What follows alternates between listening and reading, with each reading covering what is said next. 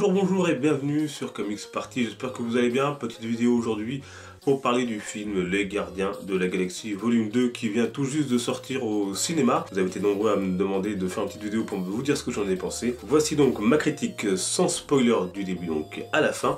Bonne émission à toutes et à tous.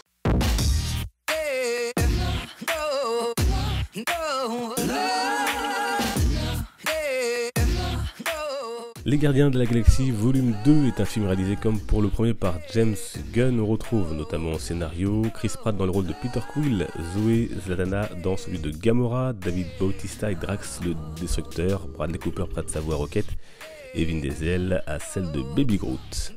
Côté histoire, on retrouve nos aventuriers qui continuent leur mission tant bien que mal malgré les disputes qui émaillent leur journée jusqu'à l'arrivée d'un certain Ego qui se dit être le père de Peter. Et donc dans ce film, on va approfondir, comme vous le comprenez, les origines notamment de Peter Quill. Qu'est-ce que j'ai pensé de ce film? Alors pour tout vous dire, je me souviens que j'avais vu le 1 et que j'avais été un peu réticent à aller le voir.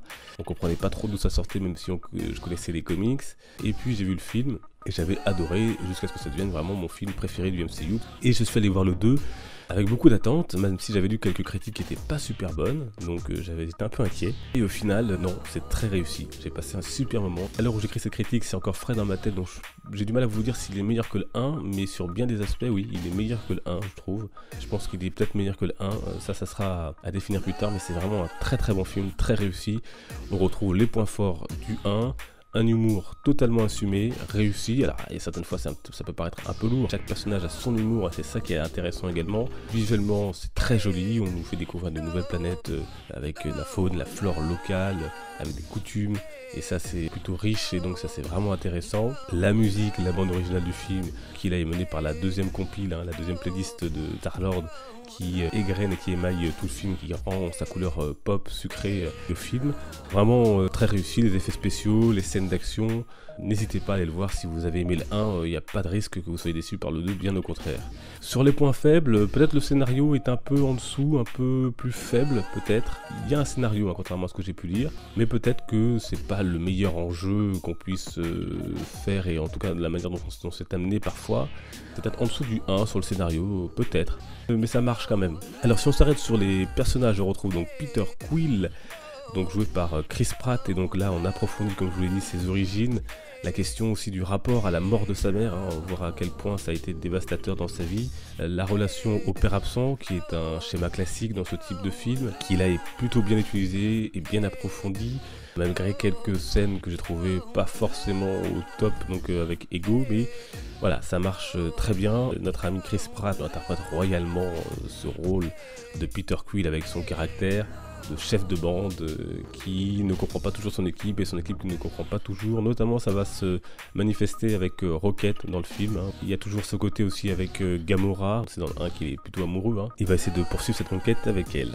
Au casting, on retrouve donc également Drax, qui est un personnage que j'aimais pas beaucoup, honnêtement. J'avais pas beaucoup aimé dans le 1, je le trouvais trop surjoué, je comprenais pas où est-ce qu'il voulait en venir avec ce personnage, pas très bien écrit, un humour trop simple, peut-être trop gras, voilà, je le plaçais pas bien. Et là, je l'ai beaucoup aimé. Il a un côté pareil, naïf et un peu bête, mais qui était plus assumé.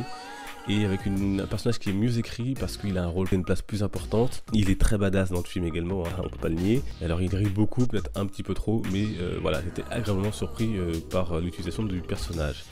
Autre personnage dont j'ai beaucoup aimé la prestation, c'est Rocket, que j'avais déjà beaucoup aimé dans le 1. Là, on approfondit encore plus son caractère et ses sentiments, tout ça est développé. Il va se retrouver plus proche d'un personnage qui ne fait pas forcément partie des gardiens, toujours aussi badass. On a également Baby Groot. Alors Baby Groot, on l'attendait un peu au tournant, il est tellement mignon, on se demandait comment ils allaient l'intégrer dans le film, est-ce qu'ils n'allaient pas trop en faire. Alors ils en font beaucoup.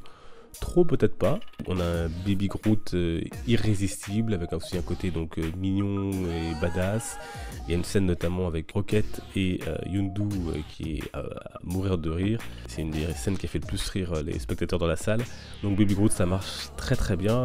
On retrouve donc Gamora. Alors Gamora, c'est peut-être le seul personnage qui, je trouve, n'a pas d'approfondissement de son personnage. Voilà, on reste sur les mêmes statu quo qu'à la fin du premier. Voilà, entre est-ce qu'elle a des sentiments pour Peter, et avec sa sœur également, cette haine que sa sœur a pour elle garde son côté badass, elle est très intelligente. Et donc il y a aussi donc Nebula, sa sœur, fille de Thanos, hein, qui là pareil que dans le 1 voue une haine inconditionnelle à sa sœur, et donc elle va essayer de la tuer par tous les moyens comme dans le 1, mais là peut-être puissance, voilà, à un level, à un niveau encore plus élevé. On retrouve aussi Yondu dans le film, alors là qui prend une autre dimension parce qu'il va lui arriver des choses différentes que dans le premier volet, donc ça permet de découvrir d'autres choses du personnage, d'autres aspects, d'autres côtés. On a également le personnage donc de Mantis qui est aux côtés d'Ego, mais qui est très intéressant, qui est drôle sans le vouloir, un peu mystérieuse aussi par moments, qui est plutôt bien développé. Je pense qu'on aurait pu en avoir un peu plus sur son background, sur son histoire, mais on a quelques petits éléments. Et donc on a Ego qui est joué par Kurt Russell, le père de Star-Lord, de Peter Quill. Je ne vais pas trop vous en dire plus parce que je ne vais pas vous spoiler l'intrigue du film, mais c'est intéressant. C'est intéressant, il joue bien évidemment. Il y a quelques côtés un peu clichés que j'ai trouvé entre lui et son fils dans le film par moment, mais quand on voit où veut nous mener le film, on comprend mieux. Voilà. Comme vous le savez sûrement, Sylvester Stallone fait partie du casting. Je vous dirai pas dans quel rôle. Un petit peu déçu qu'on le voit pas plus que ça, mais apparemment on le verra peut-être un peu plus dans le prochain film. C'est un bon film, c'est même un très bon film, dans la lignée du premier volet. Si vous avez aimé le premier volet, la salle a beaucoup ri, vraiment. Si vous ne supportez plus l'humour dans le MCU, c'est pas le film qui va vous réconcilier avec le MCU. Moi sur ce film là, vraiment ça me dérange pas, parce que c'est assumé, parce que ça va bien avec la couleur un peu pop du film. J'étais super content, mais super content de retrouver l'équipe, leur folie. Restez juste au bout, il y a pas moins de 4 voire 5 scènes post-génériques, assez courtes, mais n'hésitez pas à les voir. Stan Lee bien sûr fait son habituel caméo. Je sais d'avance c'est un bon film, donc si vous allez voir Les Gardiens de la Galaxie volume 2 au cinéma, il vaut le coup. En note, je lui mettrai entre 8 et 8,5 sur 10 parce que c'est très réussi, on passe un super moment et il va y avoir des incidences sur la suite. Et on a déjà donc un Gardien de la Galaxie volume 3 de prévu et qui sera également réalisé par James Gunn. Voilà donc pour ce film que j'ai donc adoré, n'hésitez pas à me dire dans les commentaires si vous comptez aller le voir et votre avis si vous l'avez déjà vu. Quant à nous, on se retrouve dimanche pour la prochaine vidéo sur les réseaux sociaux. En attendant, d'ici là, portez-vous bien, merci de votre fidélité, les comics sont une fête. Ciao.